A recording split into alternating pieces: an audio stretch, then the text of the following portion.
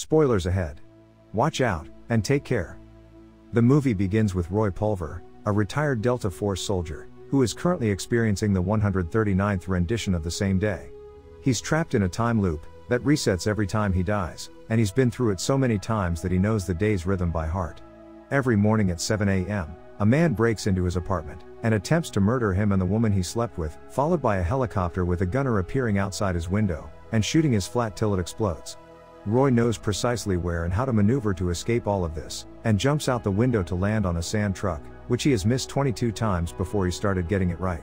Then he steals a car and speeds away, to avoid 2 more assassins in a minivan. Roy doesn't know what their names are, so he refers to them as Pam and Esmeralda. These women pursue and fire at him around the city, but he understands how to avoid them, as long as he is not distracted and remembers to avoid the bus. Since he didn't do so this time, the day resets and restarts. During each loop, only minor things alter, depending on what Roy decides or forgets to do. Other assassins include Guan Yin, who usually kills him with a sword, Kaboom, a short man who plans a bomb on him, Smiley, who likes to kill him by impaling him with a lance and tying him to the back of his trunk, the German twins, and a guy who looks a lot like him, so he calls him Roy number 2. Sometimes he kills some of them, but it doesn't matter, since the others locate him and kill him anyway. He knows his ex-wife has the answers to explain what is going on, but when he calls her workplace, the person who answers the phone is her boss, Colonel Clive Venter, who informs him she died in an accident, but Roy believes he killed her. Unfortunately, he does not survive long enough to find out why. He makes it to Jake's diner on the days he manages to avoid the bus and Pam, where he must hurry to take a seat at the bar, or the final position will be claimed by Dai Feng, a world champion swordmaster, who Jake has a crush on. Roy then becomes inebriated while listening to Dave, the man sitting next to him, discuss internal security and conspiracy ideas.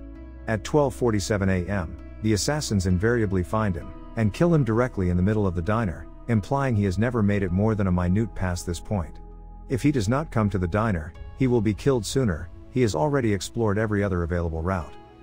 He remembers the day before the time loop began. He had visited his ex-wife, Gemma Wells, at Dynal Laboratories, after she left him a voicemail requesting him to come over, because her company was hiring. However, she didn't appear to be very interested in the resume or in reuniting after a long absence. Instead, she began taking his measurements and a sample of his hair, which drew blood when she pulled it.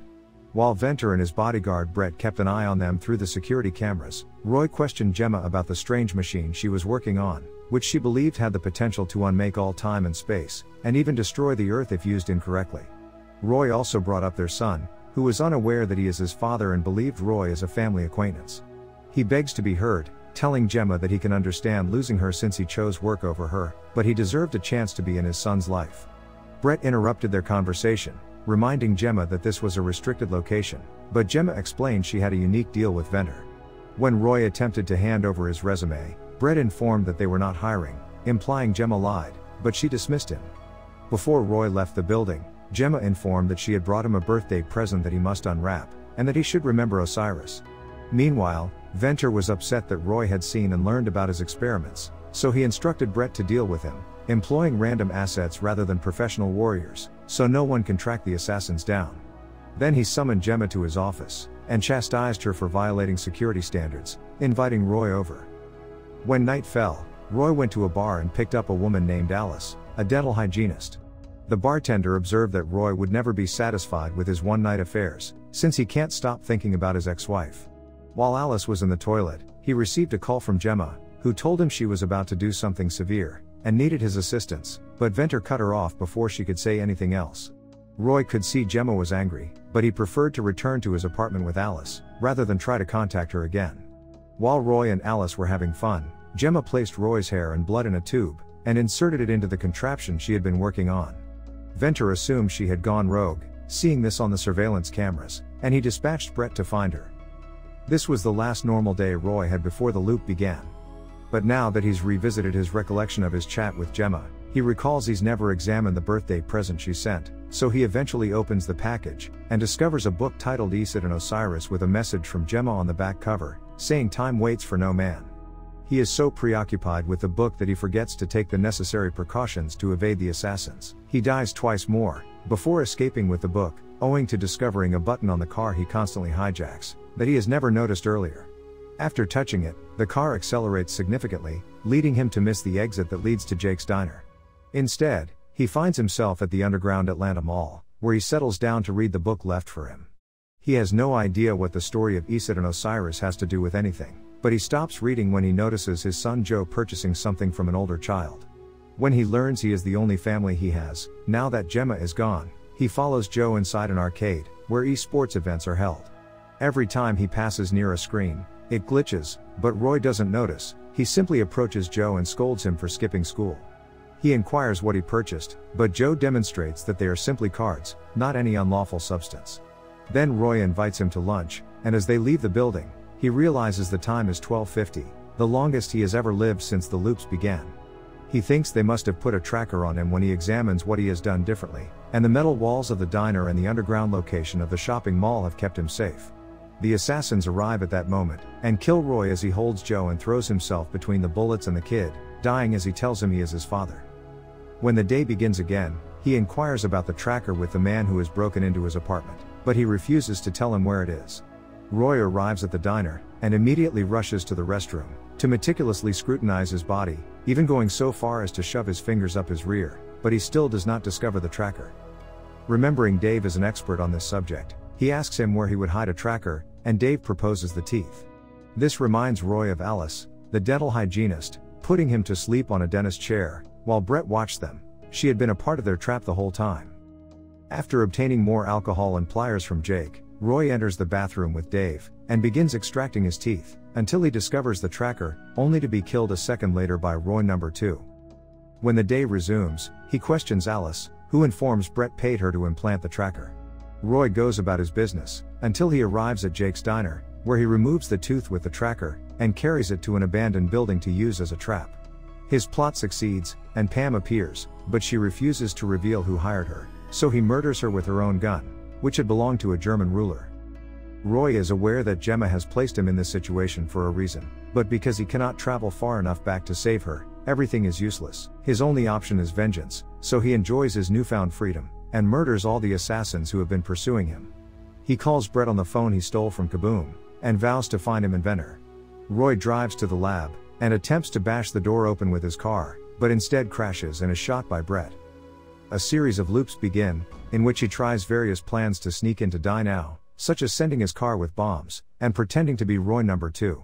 Stealing his ID allows him to enter, but it takes him a few tries, before he learns all the tactics to escape the guards and security cameras. When he finally finds a means to sneak some weapons with him, the guards are no longer a concern, but his next challenge is Guan Yin, whose sword fighting abilities are too good for him to stop her. Sometimes he does not die soon enough from the sword wounds, and Venter finds him and kills him, giving the same long complex speech about his ambitions to rewrite history. Roy discovers the project's name is Osiris Spindle, a quantum device, during one of these presentations, and he recognizes two things: Venter is unaware that it is working, and Gemma purposefully placed him in it, so he may become Osiris and halt Venter in his ambitions of becoming world's dictator. Roy begins a fresh series of loops with a new plan, feeling empowered after finding Gemma still believes in him. He approaches Dai Fang, and asks her for sword lessons, going through the typical protocol up to removing the tracker from the diner's restroom, and she accepts, since she finds him intriguing. He trains with her through a number of loops, until he is good enough to beat her, and then he sneaks back into Die Now. This time, instead of guns, he fights Guan Yin with a sword, easily stopping all of her moves. He stabs her with her own sword, taunting her by chopping off her ponytail. When Brett comes, Roy stabs him in the forehead with the sword. When Venter tries to take a gun, Roy recovers his sword and nails Venter's hand to the floor, explaining no one should play God and change history. The past should be left as is, so we can learn from it. Venter thinks those are huge words from an absent father, and he implies Joe is in danger, which enrages Roy. After shooting Venter, he gets back in his car and goes to the mall, where he discovers he is too late. His son is dead, and this has most likely happened many times before during all the loops he has gone through. While he fights the cops, who won't let him get any closer to Joe's body, a great light appears on the horizon. It's the end of the world, exactly as Gemma had warned him. Roy concludes that Gemma is dead because he abandoned her, and never returned her call when she requested his assistance, and now their son is involved as well. There is little use in doing anything if the world is going to end anyway, so he begins to spend the next few cycles in indifferent mode, allowing the assassins to kill him over and over. However, the violence ultimately wakes him up one morning, and he decides to make the most of the extra time he now has on his hands. He returns to the mall, and picks up Joe to spend the day with him, playing video games and eating lunch. He repeats this loop until the end of the world takes them, and resets the day once more. He wants to tell Joe that he is his father, but he is too terrified. During loop 249, Roy brings up Gemma's job, and Joe admits he spoke with her early in the morning after she didn't return home. This astounds Roy, who had always assumed she was murdered during the night, and prompts him to devise a fresh strategy to see if he can save her. After resetting the day, he sneaks back into the labs, and shoots Venter and Brett while demanding explanations. Brett admits they have been attempting to figure out what she did to the Osiris spindle, because it appears she damaged it, and they are now powerless to stop the chain reaction she began. Venter realizes Roy is able to slip in because the spindle is functioning, implying Gemma created him as the missing mass. Roy discovers the exact timing of Gemma's death by inspecting the security cameras, 14 minutes after he wakes up. He resolves to try to save her, despite the fact he only has 14 minutes after shooting himself to restart the day. He kills the first assassin as usual, but then he breaks the routine by jumping directly from the window into the helicopter. The gunman is thrown before Roy threatens the pilot with a gun, and orders him to take him to die now as soon as possible. When he arrives, he steals the gunman's machine gun, and sneaks inside the building, killing all of the assassins who are gathered outside the entrance. He takes a revolver and Guan Yin's sword from the pile of victims, and shoots every guard in his path, until he reaches Gemma's laboratory, where she is being attacked by Brett. Roy kills both him and Venter in seconds, before reconnecting with Gemma, who asks how many tries he took to obtain her. He lies and claims it was only one, but Gemma recognizes the truth when he begins telling her everything he has discovered about Joe, assuring her that he is safe, and no assassins are seeking their kid. Gemma explains that the spindle can only be restarted, not stopped. She built the missing mass inside the machine specifically to match Roy's DNA, so he has to enter the spindle. The day should reset for the last time, and time should return to normal, but she isn't certain. All of this is pure speculation, because this is the first time she managed to get the machine to work, and it was all done in a rush to stop Venter. If Roy dies in the new day, he will stay dead, but he believes he has learned enough to save both Gemma and Joe with ease. So kissing Gemma, Roy enters the Osiris spindle. The end. Thank you for watching. Subscribe if you'd like to see more videos like this. Turn on the notifications, and leave a like to help the channel out.